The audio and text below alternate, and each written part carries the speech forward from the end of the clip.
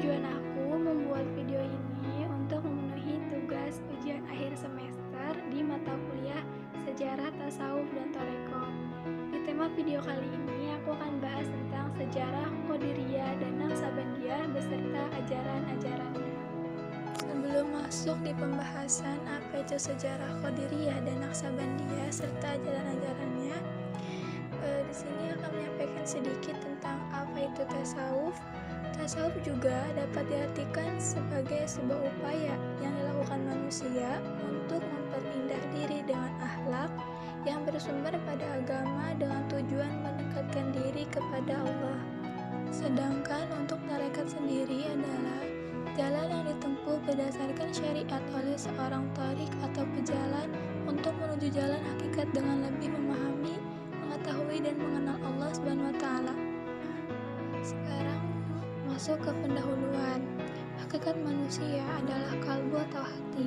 Adapun keistimewaan dan kelebihan manusia dari makhluk-makhluk lainnya, memiliki potensi untuk marifat kepada Allah. Marifat kepada Allah yang maha tinggi di dunia adalah keagungan dan kesempurnaannya bagi kehidupan akhirat.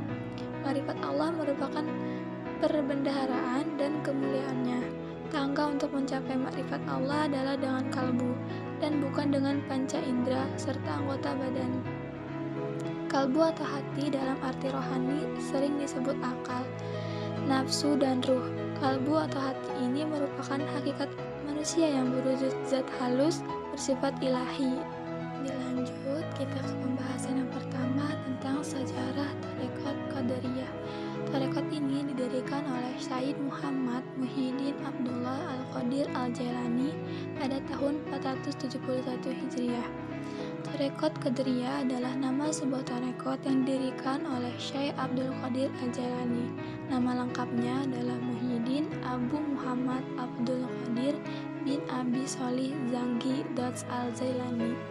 Tarekat Qadiriyah berkembang dan berpusat di Irak dan Syria, kemudian diikuti oleh jutaan umat muslim yang terbesar di Yaman, Turki, Mesir, India, Afrika, dan Asia.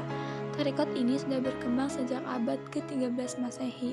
Sekalipun demikian, tarekat ini baru terkenal di dunia pada abad ke-15 Masehi.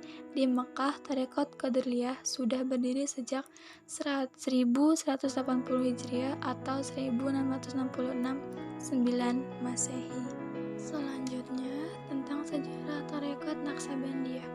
Tarekat ini didirikan oleh Muhammad Bahauddin Naqsabandi Al-Wasi Al-Bukhari tahun 1389 di Turkistan, bermula di Bukhara pada akhir abad ke-14. Naqsabandiyah mulai menyebar ke daerah-daerah tetangga dunia muslim dalam waktu 100 tahun.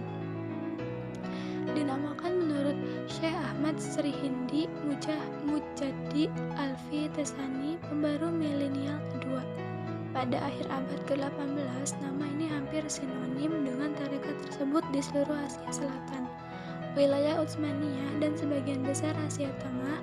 Ciri yang menonjol dari tarekat Naqsabandiyah adalah diikutinya secara ketat keseriusan dalam beribadah, menyebabkan penolakan terhadap musik dan tari, serta lebih mengutamakan berzikir dalam hati, dan kecenderungannya semakin kuat ke arah ketertiban dalam politik meskipun tidak konsisten.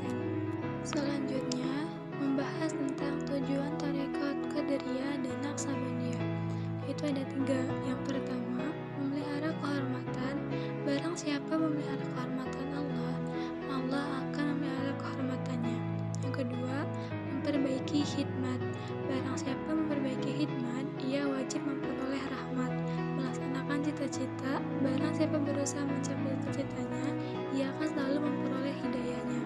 Dan yang terakhir, membesarkan nikmat. Barang siapa membesarkan nikmat Allah, berarti ia bersyukur kepada Allah SWT. Barang siapa yang bersyukur kepada Allah SWT, maka ia akan mendapatkan tambahan nikmat. Selanjutnya, membahas tentang ajaran-ajaran tarekat Qadiriyah dan Naqsabandiyah. Yang pertama itu ada amanah atau jujur. Jujur artinya sesuatu dengan kenyataan yang sesungguhnya, dan ini tidak saja berupa perkataan tetapi juga perbuatan. Dalam bahasa Arab, jujur disebut sidik. lawan dari khizib yaitu bohong atau dusta. Orang yang jujur adalah orang yang berkata berpenampilan dan bertindak apa adanya tanpa dibuat-buat. Kejujuran adalah sikap yang jauh dari kepalsuan atau kepura-puraan. Yang kedua, tolong menolong. Tolong menolong adalah termasuk persoalan-persoalan yang penting dilaksanakan oleh seluruh umat manusia secara bergantian. Sebab tidak mungkin seorang manusia itu akan dapat hidup sendiri-sendiri tanpa menggunakan cara pertukaran kepentingan dan kemanfaatan antara seseorang dengan yang lain, tentu saling hajat menghajatkan, butuh membutuhkan, dan tolong menolong. Yang ketiga, sedekah. Dijelaskan dalam terjemahan Duratun Nasihin tentang keutamaan memberi sedekah, Quran Surat Al-Baqarah ayat 261 artinya, perumpamaan, nafkah yang dikeluarkan oleh orang-orang yang menafkahkan hartanya di jalan Allah adalah serupa dengan sebutir benih yang menumbuhkan 7 butir pada tiap-tiap bulir 100 biji. Allah melipat gandakan mata ganjaran bagi siapa yang dia kehendaki, dan Allah maha luas karunia-Nya lagi maha mengetahui. Yang keempat ada ifah. Ifah artinya menghindarkan diri dari sesuatu yang haram dan syubhat. Sikap itu akan memperkokoh keberagaman seseorang dan merupakan kebiasaan ulama-ulama yang mengamalkan ilmunya. Sesungguhnya sesuatu yang haram itu terbagi menjadi 2 kelompok. Pertama, sesuatu yang diharamkan karena bendanya yaitu sendiri seperti jenazah, darah, arak, dan lainnya. Dan yang terakhir itu ada ukhuwah Islamiyah. Secara bahasa, ukhuwah yang diartikan persaudaraan terambil dari kata yang pada mulanya berarti memperhatikan. Makna asal ini memberi kesan bahwa persaudaraan mengharuskan adanya perhatian semua pihak yang merasa bersaudara.